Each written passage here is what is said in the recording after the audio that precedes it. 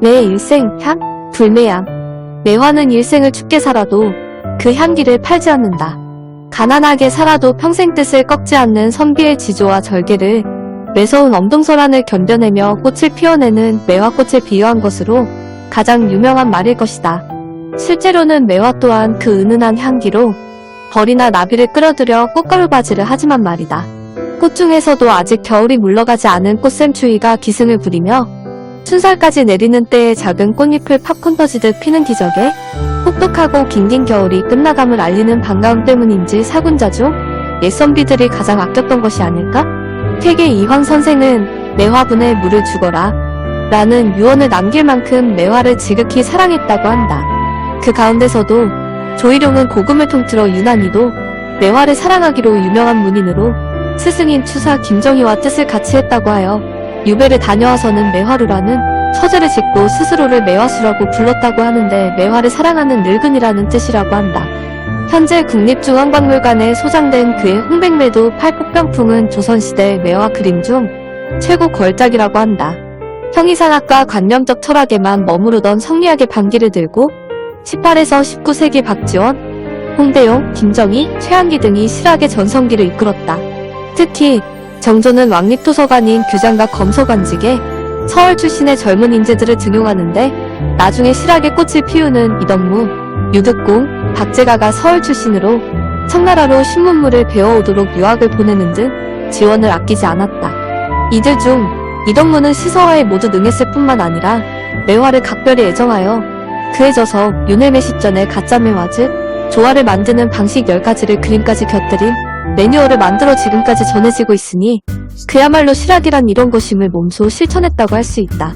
아무튼 윤회매는 천연 밀랍으로 만든 매화이다.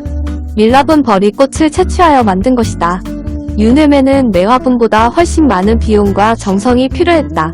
왜냐하면 밀랍을 떠서 매화꽃을 만들고 노루털 같은 것으로 꽃 수술을 만든 후 자른 매화 가지를 밀랍에 담가서 단단하게 만드는 지난한 과정을 거쳐야 했기 때문이다.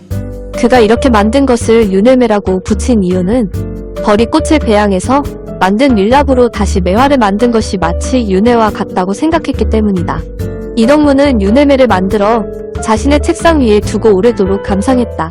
한편 차를 사랑하는 다인이었던 이덕무는 자신이 만든 윤회매와 함께 차를 즐겨 마셨다. 나 또한 계묘년 경칩이 지난 겨울의 끝자락에서 차 한 잔을 앞에 두고 사랑스러운 눈빛으로 윤회매를 바라보면서 차를 마셨을 그 시절 이덕무라는 한 남자의 모습을 떠올려 본다.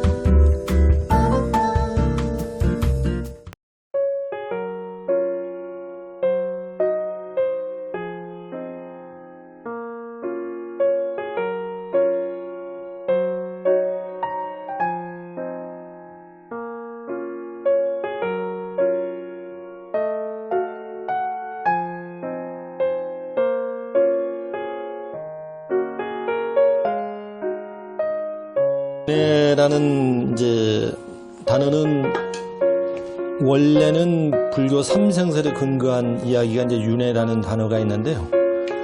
그 윤회매를 첫 창제하신 분은 조선 정조 때 1741년도 태어나신 이제 청장관 이덕무 선생이 이제 첫 17살에 창제하시면서 윤회매라는 단어도 이제 그 어른이 이렇게 지으신 거예요. 근데 윤회라는 어떤 모습이 밀랍으로 만든 매화인데 그 일벌들이 이제 꿀을 채우기 위해서 꽃에서 그 성분을 추출해요.